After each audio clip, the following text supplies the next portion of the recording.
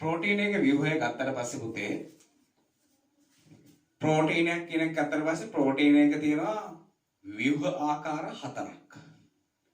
ඒ ව්‍යුහ ආකාර හතර තමයි ප්‍රාථමික ව්‍යුහය, ද්විතීක ව්‍යුහය, තෘතීක ව්‍යුහය සහ චාතුර්ථ ව්‍යුහය.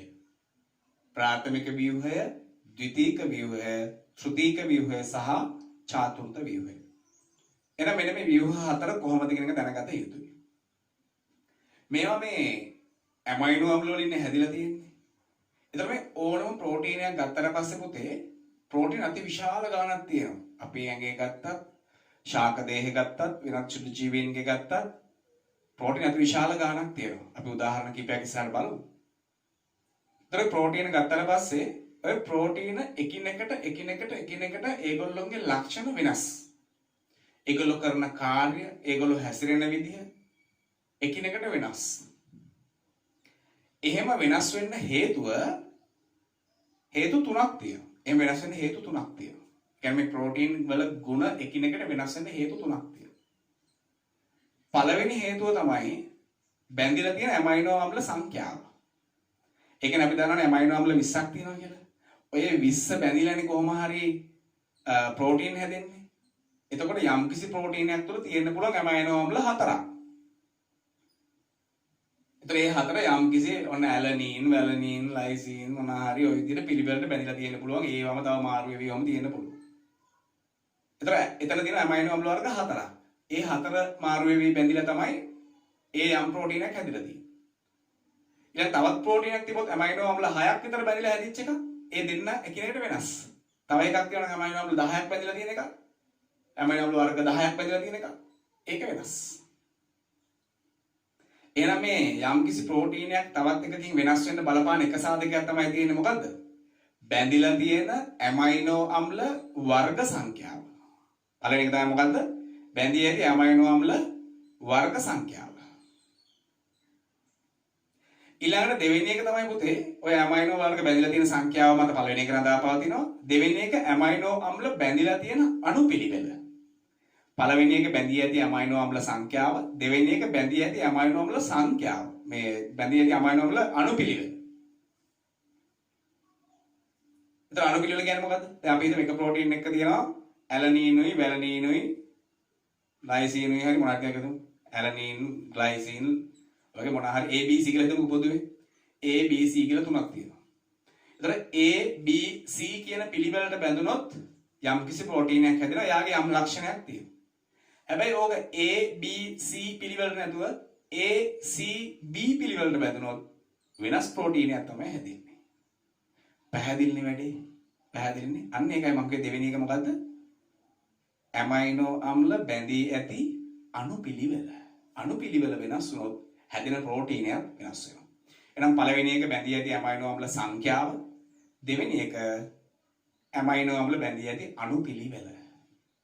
තුන්වෙනි එක තමයි මෙන්න මේ ප්‍රෝටීනයක් ගත්තට පස්සේ ප්‍රෝටීනයේ තියෙන ව්‍යුහය. ඒ ව්‍යුහය වෙනස් වුණොත් අන්න ඒකේ ගුණයක් වෙනස් වෙනවා. මොකක්ද එහෙනම් මේ ව්‍යුහය කියන්නේ?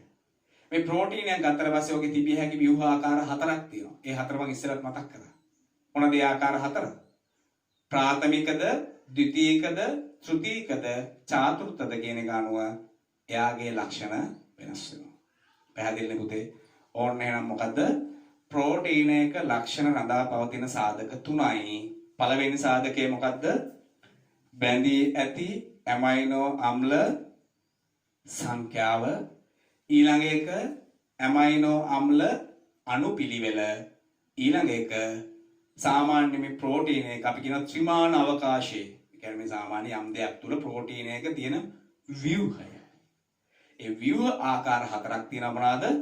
ප්‍රාථමික ව්‍යුහය, ද්විතීක ව්‍යුහය, තෘතීක ව්‍යුහය, චාතුර්ථ ව්‍යුහය. ව්‍යුහ ආකාර හතරයි.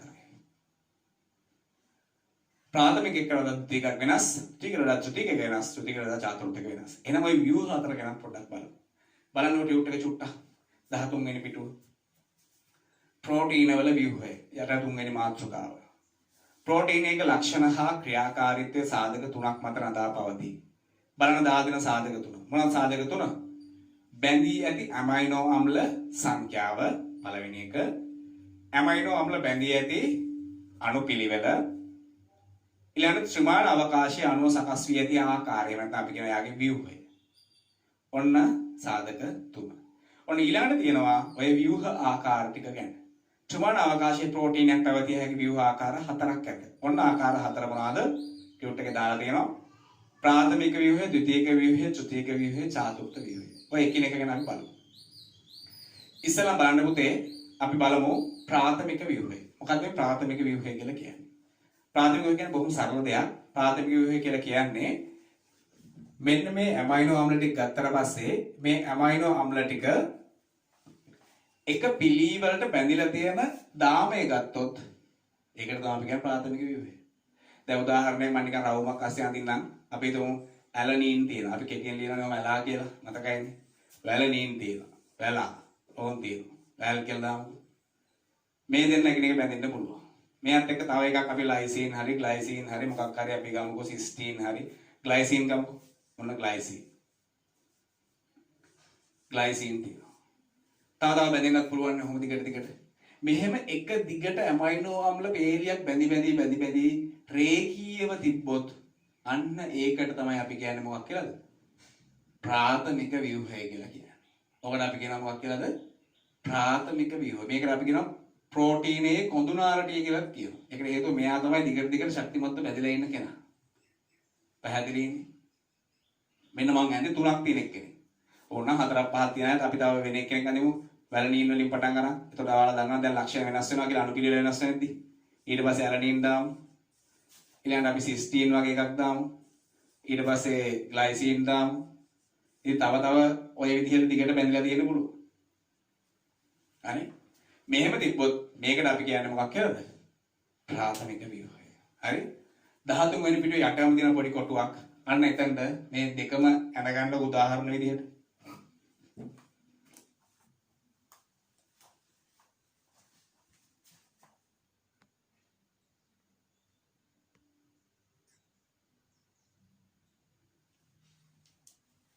හරි. ඊට පස්සේ බලන්න අනිත් පැත්ත 14 වෙනි පිටුව. 14 වෙනි පිටුව උඩම තියෙනවා ප්‍රාථමික ව්‍යුහයේ ඇති ඇමයිනෝ අම්ල අණුපිළිවෙල වෙනස් වීමෙන් එකිනෙකට වෙනස් ප්‍රෝටීන ඇති වේ. ඒ කියන්නේ මේකම ගත්තත් මේකේ මේ අණුපිළිවෙල වල වෙනස් වුණොත් එකිනෙකට වෙනස් ප්‍රෝටීන තියෙන අපි දැන් කතා කරා. ඔතන දාතන ඇලනීන්, වැලනීන්, තයිරොසින් එක්වීමෙන් සෑදිය හැකි ප්‍රෝටීන ආකාර ලියන්න කියලා. ඒක ඔයාලා ලියනවා නම් හොඳයි. මම නිකන් ලියන්නම්. මම එතන අර බලන් ටියුට් එකේ දාලා තියෙනවා A අකුරයි B අකුරයි T අකුරයි ඔය තුනට පොදුවේ ඒ තුන විතරක් අරන් සලකලා ඇන්දොත් කොහොමද එන්නේ? එක ආකාරයක් එන්න පුළුවන් ඇලනීනුයි වැලනීනුයි තයිරොසිනුයි. මෙහෙම ආවොත් මේක එක්තරා යම්කිසි ප්‍රාථමික ව්‍යුහයක්. මේක පිළිවෙල වෙනස් වුණොත් ඒ හැදෙන එක්කෙනා මේකට වඩා වෙනස්. දැන් අපි කතා කරන්නේ. ඒක උදාහරණයක් විදිහට ඇලනීන හෝමෝවේදී මේ දෙන්න මාරු වුණොත් මාරු වෙන්න පුළුවන් නේ. එහෙමොත් මේක තවත් එකක්. මේක තවත් එකක්. ඊළඟට අපි හිතමුකෝ වැලනීන් වලට ආවා කියලා. එහෙනම් V A T මෙහෙම තියෙන්න පුළුවන්. ඊළඟට V මුලට තියෙද්දි මේ දෙන්න මාරු වෙලා තියෙන්න පුළුවන්. T A කොහොමද තියෙන්න පුළුවන්? ඒතර හතරයි. අපි T මුලට ගමු. T V A තියෙන්න පුළුවන්. ඊළඟ T A V තියෙන්නත් පුළුවන්. તો බලන්න නිකමට ඇමයිනෝ අම්ල තුනක් එකතු වෙලා එකිනෙකට වෙනස් රේඛීය ව්‍යුහ නැත්නම් ප්‍රාථමික ව්‍යුහ කීයක් හදන්න පුළුවන්ද? 6ක් හදන්න පුළුවන්. ඒතකොට බලන්න 20ක් එකතු වෙලා හැදෙනකොට තහ සහ මේ වගේ සංඛ්‍යාවලුත් වෙනස් වෙනකොට ප්‍රෝටීන් අති විශාල ගණනක් සෑදිය හැකියි. මේ ඇමයිනෝ අම්ල 20 මගින් ප්‍රෝටීන් අති විශාල ගණනක් සෑදිය හැකියි. පැහැදිලිනේ? ඕකත් ලියා ගන්න කොතනම? ඔතන දාලා තියෙන්නේ. ඇලනීන්, වැලනීන්, තයිරොසින් එක්වීමෙන් සෑදිය හැකි ප්‍රෝටීන් ආකාර ලියන්න කියන තැනට ඔක පොඩ්ඩක් ලියා ගන්න.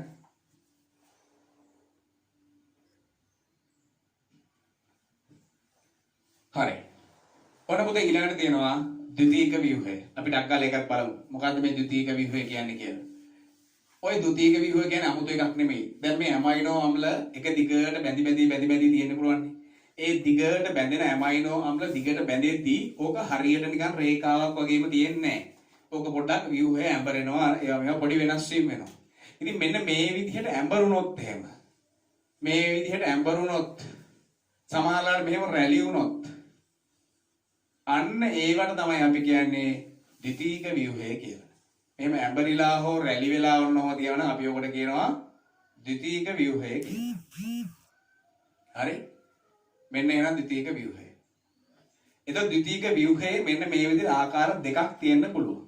ඕකේ මෙහෙම දඟර තියෙනවා නම් අපි මේකට කියන්නේ ඇල්ෆා දඟර. මේකට අපි කියන්නේ ඇල්ෆා දඟර. ද්විතීක ව්‍යුහය මේ ආකාරයට තියෙනවා නම් අපි ඔකට කියන්නේ බීටා රැලි සහිත ස්තර. බීටා රැලි සහිත ස්තර. ඔන්න ආකාර දෙකයි එහෙනම් ද්විතීක ව්‍යුහයේ මොනවාද? ඇල්ෆා දඟර සහ රැලි බීටා රැලි සහිත ස්තර. මෙන්න මේ ද්විතීක ව්‍යුහයට පොදුවේ අපි නමක් කියනවා. ඔකට තන්තුමය ප්‍රෝටීන් කියලා කියනවා. තන්තුමය ප්‍රෝටීන් කියලා කියනවා. ඕක ඇඳ ගන්නක් ගාලා. ඔකත් ඇඳ ගන්නත් ඔන්න ඔය ඊළඟට තියෙන කොටු දෙකේ පළවෙනි එක ඇල්ෆා දඟර ඊළඟ එක බීටා රැලි සහිත ස්තර කියන ඔය දෙක ඇඳ ගන්න. රයිට්. ඊළඟ අපි යන් ත්‍ෘතීක ව්‍යුහයට. පුතේ ත්‍ෘතීක ව්‍යුහය කියන්නේ 아무තු එකක් නෙමෙයි. ත්‍ෘතීක ව්‍යුහය කියලා කියන්නේ මෙන්න මේ ද්විතීක ව්‍යුහයේ මේ විදිහට තියෙන යම් කිසි දඟරයක් හෝ අර වගේ රැලි සහිත ස්තරයක මේ දුර තියෙන ස්ථාන දෙකක් අපි හිතුව මෙතනයි මෙතනයි කියලා. මේ වගේ ස්ථාන දෙකක් එකට බැඳුනොත් මේක නිකන් එතෙනවනේ ගුලියක් වගේ වෙනවනේ. අන්න එහෙම වුණොත් තමයි අපි ඒකට කියන්නේ ගෝලයක් වගේ වුණොත් අපි ඒකට කියනවා ත්‍ෘතීක ව්‍යුහය. එහෙම වුණොත් මේක කොහොම තියෙද? මේක මෙහෙම තියෙද්දි මේක නිකන් ඔන්න ඔහොම තියෙනවා. මේක ඇවිල්ලා මෙතනින් බැඳෙනවනේ ඔන්න ඔහොම. මෙතනින් බැඳලා තියෙන්නේ ඔන්න ඔහොම. මේ තැන් දෙකෙන් බැඳුණා. මේ තැන් දෙකෙන් බැඳුණා. ඔන්න ඔහොම බැඳිලා මෙහෙම ගෝලයක් වගේ ගුලි වුණොත් ඕකට තමයි අපි කියන්නේ ත්‍ෘතීක ව්‍යුහය. ඒ වගේම මේක ගෝලයක් වගේ නිසා මේවට ගෝලිකාමය ප්‍රෝටීන කියලා කියනවා. මේක තමයි ත්‍ෘතීක ව්‍යුහය. නැත්තම් මේකට අපි ගෝලිකාමය ග්ලොබියුලර් ප්‍රෝටීන් ගෝලිකාමය ප්‍රෝටීන් කියලා කියනවා. හරි? එතකොට මෙන්න මේ වගේ ව්‍යුහයක් මේකෙත් ඔය වගේම හැදෙන්නේ. ඔන්න ඔය වගේ ව්‍යුහයක් තමයි අපිට ලැබෙන්නේ. පැහැදිලිනේ? බලන්න ත්‍ෘතීක ව්‍යුහය. දිගුදාම ප්‍රෝටීන එක, ඒ කියන්නේ ද්විතීක ප්‍රෝටීන එක ඈතින් ඇති ඇමයිනෝ අම්ල අතර බන්ධන හට ගැනීමෙන් ඒවා නැවි ඇඹරි ගෝලීය හැඩයක් ලබා ගනී. එම නිසා ත්‍ෘතීක ව්‍යුහයන් සහිත ප්‍රෝටීන ගෝලිකා ප්‍රෝටීන ග්ලොබියුලර් ප්‍රෝටීන ලෙසද හඳුන්වයි. නම් මේකට ගෝලිකාමය ප්‍රෝටීන නැත්නම් ග්ලොබියුලර් ප්‍රෝටීන් කියලා කියනවා. පැහැදිලිනේ වැඩි? එතන ඇඳ ගන්න ඉඩක් නැහැ. නමුත් මේ මාතෘකාවට ඔයාලා චුට්ටක් මේක ඇඳගත්තොත් හොඳයි. රයිට්? මේකත් එතන පොඩ්ඩක් පොඩි නෝට් එකක් දාගන්න එතන අයිනේ. හරි. ඊළඟට චාතුර්ථ ව්‍යුහය. නැත්නම් චතුර්ථක ව්‍යුහය. ඔය චාතුර්ථ ව්‍යුහය කියන එක පුතේ 아무තු එකක් නෙමෙයි. එතනදී කතා කරන්නේ මෙන්න මේ වගේ ත්‍ෘතීක ව්‍යුහය සහිත ප්‍රෝටීන් කිහිපයක්. දැන් මෙතන එකක් තියෙනවානේ. මේකත් එක්ක මෙවැනි තවත් ගෝලිකාමය ත්‍ෘතීක ව්‍යුහය සහිත එකක් ඇවිල්ලා මේකත් එක්ක බැඳෙන්න පුළුවන්. මම නිකන් අඳින්නම් අපි මෙහෙම එකක් බැඳලා කියලා මේ හරිය. මේ හරියෙන් ඔහොම එකක් බැඳෙනවා දැන්. හරි? එහෙම ඇඳන් පොඩේ අක්‍රමවත් ගතියක් පේනවා. මම නිකන් ඔන්නෝම අඳින්නම්කෝ.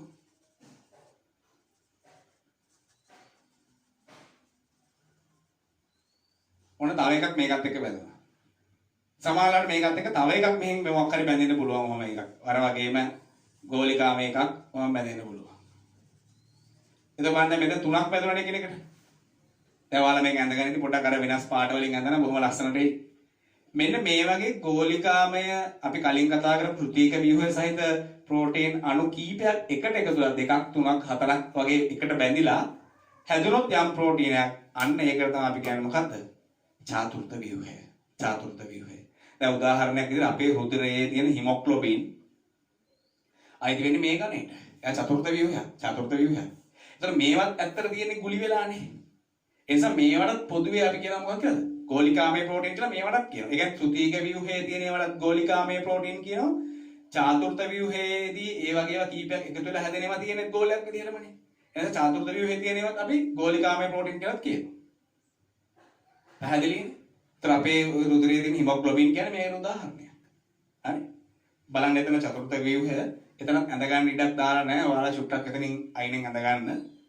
බලන්න එතන දාලා දෙනවා පොලිපෙප්ටයිඩ් දාම දෙකක් හෝ වැඩි ගණනක්. අර ඉස්සෙල්ලා අපි කතා කරපු එක්වීමෙන් සෑදෙන සංකීර්ණ ව්‍යුහය මෙසේ හැඳින්වේ.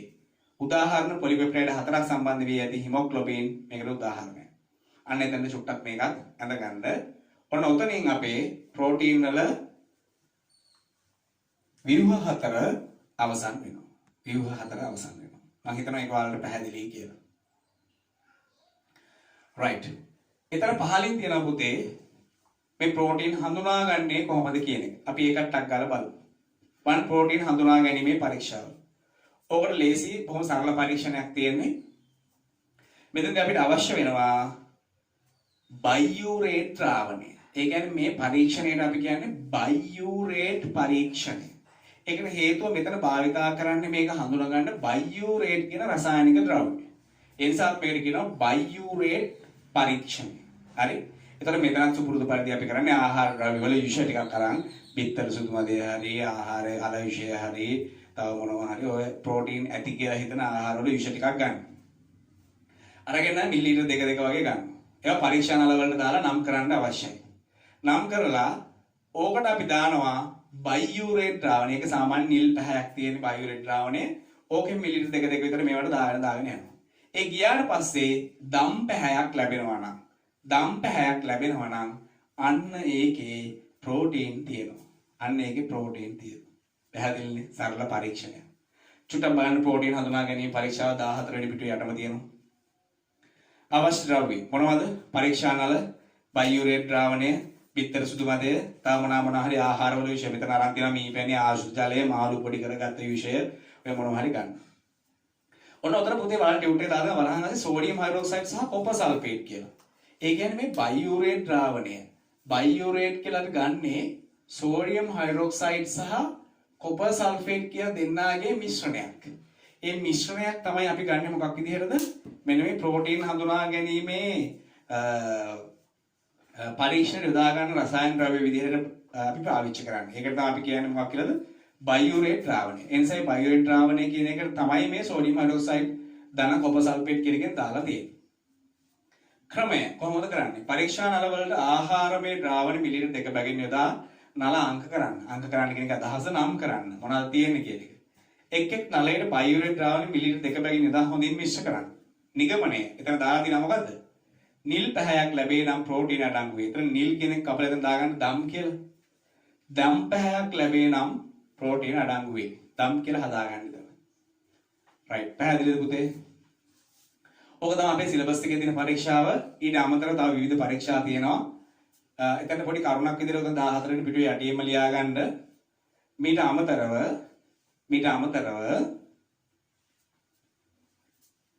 සැන්තෝ ප්‍රෝටීන් පරීක්ෂාව. සැන්තෝ ප්‍රෝටීන්